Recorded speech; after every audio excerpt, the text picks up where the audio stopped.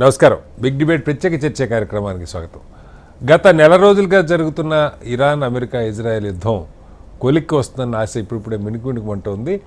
గతంలో America విధించినటువంటి 15 conditions నిరాకరించినటువంటి Iran తాజాగా తన వైపు నుంచి ఈ సంధికి 5 సూత్రాలని ప్రతిపాదించినట్టుగా వార్తలు వస్తున్నాయి. పాకిస్తాన్ వేదికగా చర్చలు జరుగుతున్నట్టుగా చెప్తున్నారు. పాకిస్తాన్ విదేశాంగ మంత్రి ఈజిప్టు, అలాగే సౌదీ, టర్కీ దేశాల విదేశాంగ మంత్రులతో సమావేశం జరుపుతున్నారు. అమెరికా పాకిస్తాన్ని ఒక దూతగా ఎంచుకున్నట్టుగా వార్తలు వస్తూ ఉన్నాయి ఇరాన్తో సంప్రదింపులకి. అలాగే అమెరికా అధ్యక్షుడు ప్రకటించినటువంటి 16 రోజుల గడువు కూడా ముగి వస్తోంది. తొందరగా ఒక రాజీకి రాకపోతే భారీ విధ్వంసం సృష్టిస్తామని ట్రంప్ హెచ్చరిస్తూ ఉన్నారు. అయితే ఇరాన్ ఏ మేరకు అమెరికాను నమ్ముతున్నది, ఇది ఒక వ్యూహంలో భాగంగా భూతల దాడులకి సిద్ధం అవడానికి కావాల్సిన గ్యాప్ని అమెరికా తీసుకున్నట్టుగా కూడా ఇరాన్ అనుమానిస్తోంది.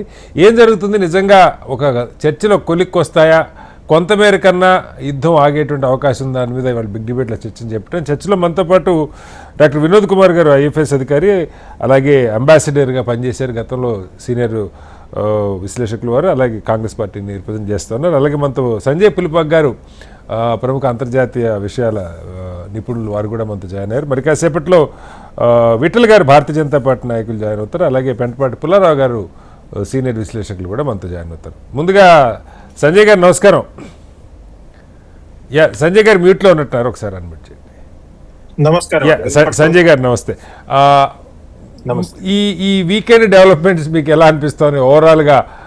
అటు ట్రంప్ వైపు నుంచి కానీ ఇరాన్ వైపు నుంచి కానీ భారీగా ఇరాన్ దాడులు అయితే కొనసాగిస్తూనే ఉంది. ముఖ్యంగా అమెరికాకి సంబంధించిన అవాక్స్ అనే E-3 అనేటువంటి విమానం మీద దాడి, అలాగే ఇజ్రాయెల్ మీద కూడా ఇరాన్తో పాటుగా హెజ్బుల్లా కూడా దాడులు చేస్తూ ఉంది. ఐరన్ డోమ్ ఏమైందో మనకు అర్థం కావట్లేదు. అక్కడ ఉన్నటువంటి ఆయిల్ ఫ్యాక్టరీల మీద భారీగా దాడులు జరిగినట్టుగా చెప్తున్నారు. నెలల నుంచి ఇజ్రాయెల్లో బంకర్లోనే ప్రజలు జీవిస్తున్నారని చెప్తున్నారు. ఒక 100 నగరాల్లో ఇజ్రాయెల్లో కూడా సైరన్లు నిరంతరం మోగుతూనే ఉన్నాయని చెప్తున్నారు. ఏంటి చర్చలు ఏమన్నా కొలిక్కి వస్తాయా? పరిస్థితి ఇలాగే కొనసాగితే ఎలా? ఓవరాల్ గా చూస్తే నా ఉద్దేశంలో యుద్ధం ఇప్పట్లో ఆగుతుందా అని అనుమానం వస్తుందండి. ఎందుకంటే మీరు కనుక డొనాల్డ్ ట్రంప్ స్టేట్మెంట్స్ మీరు చెప్పింది కనుక చూసినట్టయితే, ఒకవేళ డీల్ కుదరకపోతే, మీరు కనుక స్ట్రైట్స్ ఆఫ్ హార్మోజ్ ఓపెన్ చేయకపోతే బ్లో అప్ అండ్ కంప్లీట్లీ ఆబ్లిటరేట్, అంటే పూర్తిగా ధ్వంసం చేస్తానని చెప్తున్నారండి ఆయన ఇరాన్ ని. అంటే అలా చెప్తున్నారంటే ఏంటంటే డీల్ సరిగ్గా వెళ్ళట్లేదు, నెగోసియేషన్స్ వెళ్ళట్లేదా అని చాలా మందికి అనుమానాలు వస్తున్నాయి. ఎందుకంటే మీరు ఇట్లా భయపెడుతున్నారు, కాన్స్టెంట్ గా భయపెట్టాల్సిన అవసరం వస్తుందంటే ఇరాన్ వైపు నుంచి గట్టిగా నెగోసియేషన్స్ చేస్తున్నారు, నిలబడుతున్నారు వాళ్ళు, లేదా వాళ్ళు వెనక్కి తోస్తున్నారు అమెరికా ప్రెషర్ అని అనుకోవాల్సిన అవసరం ఉందని చాలా మంది చెప్పడం జరుగుతుందండి. మరి ఇంకో పాయింట్ ఏంటంటే, ఎవరు మధ్యత్వ ఎగ్జాక్ట్ గా మెడియేట్ చేస్తున్నారు అన్న దాని మీద కూడా చర్చలు నడుస్తున్నాయండి. ఒక పక్కన టర్కీ, పాకిస్తాన్, మరో పక్కన ఈజిప్ట్ ఉంది అని. అసలు ఈ మధ్యవర్తిత్వం వహిస్తున్నారా లేక ఏంటి జరుగుతోంది అన్న దాని మీద కూడా చాలా డిబేట్ నడుస్తుంది. మధ్యవర్తిత్వం అంటే ఏంటి? సాధారణంగా 2 దేశాలు వాళ్ళు ఒకళ్ళనొకళ్ళు డైరెక్ట్ గా కలుసుకోవటం ఇష్టం లేకపోతే కనుక, లేదా వాళ్ళ పొజిషన్స్ క్లియర్ గా ఆర్టికులేట్ చేయలేకపోతే మధ్యవర్తిత్వులు వచ్చి మీకు ఇది కావాలి, మీకు ఇది కావాలి, ఇది కూడా మేము ఫెసిలిటేట్ చేస్తున్నాం అని చెప్పడం జరుగుతుందండి నెగోసియేషన్స్. ఇప్పుడు ఉదాహరణకి మనం చూసాం, స్కాండినేవియన్ కంట్రీస్, నార్వే కానీ, స్వీడన్, ఇలాంటి కంట్రీస్ ఏవైతే ఉన్నాయో ఈ మధ్యవర్తిత్వంలో చాలా స్పెషలైజేషన్ చేశాయి. కానీ ఇక్కడ జరుగుతోంది మధ్యవర్తిత్వం కాదు, ఇది ఫెసిలిటేషన్ మాత్రమే. బికాస్ డొనాల్డ్ ట్రంప్ కి ఎవరు మధ్యవర్తిత్వం వహించలేరు అన్నది కూడా ఆర్గ్యుమెంట్ వస్తుందండి. ఎందుకంటే వాళ్ళు కేవలం మెసేజెస్ పాస్ చేస్తున్నారు ఈ దేశాలు ఏవైతే ఉన్నాయో. నిజంగా మిడిల్ గ్రౌండ్ ఏదైతే ఉందో, పాసిబిలిటీ ఏదైతే ఉందో, అది చెప్పటానికి ఆ స్థాయి దేశాలకు ఉందా, లేదా వినటానికి డొనాల్డ్ ట్రంప్ ప్రభుత్వం లేదా ఇరాన్ ప్రభుత్వం సంసిద్ధంగా ఉన్నాయన్న దాని మీద అనుమానాలు వస్తున్నాయి.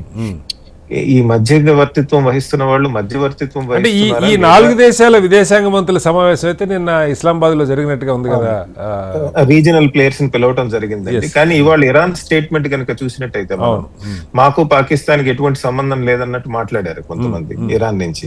అది ఎంతో అంటే ఒక నెగోసియేషన్ టాక్టిక్స్ కూడా అయి ఉండొచ్చు అండి. వీళ్ళు కంట్రీస్ ఏమన్నా ఇన్ఫర్మేషన్ పాస్ చేస్తూ ఉండొచ్చు. బట్ ఏదైతే ఒక క్లారిటీ లేదు, ఒక స్ట్రక్చర్ ఉందా లేదా అన్న దాని మీద అనుమానాలు వస్తున్నాయి. సాధారణంగా ఇలాంటి నెగోసియేషన్స్ జరుగుతూ ఉంటే ఒక స్ట్రక్చర్ డెవలప్ అవుతుంది ఈ పాటికి. అలాంటిది ఎందుకంటే యుద్ధం స్టార్ట్ అయి 4 రోజులైంది. డొనాల్డ్ ట్రంప్ మేము గెలిచేసాం, మహా అయితే 3-4 వారాల్లో ఆపేస్తా అన్నారు. ఇప్పుడు 3-4 వారాలు అయ్యాక ఇంత బాంబింగ్ చేసిన తర్వాత నేను ఇంకా ధ్వంసం అవును సార్. సంజయ్ గారు మీ వాయిస్ బ్రేక్ అవుతుంది, అంటే చెప్పండి. Go ahead. పాయింట్ డెవలప్ కాలేదని. ఇరాన్ ఏదైతే ఉందో, మీరు అమెరికా పెట్టిన ఇరాన్ ఏమంటుందంటే మీరు పంపించిన 15 పాయింట్స్ ఏదైతే ఉన్నాయో అవి చాలా అన్రీజనబుల్, హేతుబద్ధంగా ఉన్నాయి. అసలు హేతుబద్ధం కాదు, మీకంటే అడాప్ట్ ఇట్ అని చెప్తున్నారండి. అరబ్ దేశాల్లో కనుక చూసినట్టయితే మీరు చెప్పినట్టు ఇరాన్ చేసిన దాడులు నిజంగా అమెరికా ఏవాక్స్ కనుక, అంటే ఒక air warning, early warning control అంటారు కదా, అలాంటి విమానాలు కనుక కోల్పోయిందంటే అది నిజంగా ఈ 4 రోజులు యుద్ధం తర్వాత కూడా ఇరాన్ దగ్గర ఎలాంటి కేపబిలిటీస్ ఉన్నాయా? కొంతమంది అంటున్నారు కాదు, రష్యానో చైనానో శాటిలైట్ ఇమేజరీ ఇవ్వటం వల్ల టార్గెట్ చేశారని. ఒకవేళ అది నిజం అనుకున్నా కూడా ఇంత కీలకమైనటువంటి ఎయిర్ క్రాఫ్ట్స్ ని, ఏవైతే రేడార్ సిస్టమ్స్ ఉన్న ఎయిర్ క్రాఫ్ట్స్ ని మీరు టార్గెట్ చేయగలిగారంటే అది చాలా పెద్ద మిలిటరీ డెవలప్మెంట్ గా భావిస్తున్నారండి చాలా మంది. ఈ రోజుకి డొనాల్డ్ ట్రంప్ వాళ్ళు స్ట్రెయిట్స్ ఆఫ్ హార్మూజ్ అవి ఓపెన్ చేయలేకపోతున్నారు. ఇంకోటి విచిత్రం ఏంటంటే 4 రోజుల తర్వాత ఇంత పెద్ద బాంబింగ్ చేసిన తర్వాత ఇజ్రాయెల్, అమెరికన్స్ కొత్త టార్గెట్స్ ఏం బాంబ్ చేస్తున్నారు అనే దాని మీద ఆలోచనలు, డౌట్స్ వస్తున్నాయండి. ఉదాహరణకి నిన్న మొన్న తెహ్రాన్ యూనివర్సిటీని ఏదో బాంబింగ్ చేశారట, ఇవాళ తెల్లారుజాము జరిగింది అది.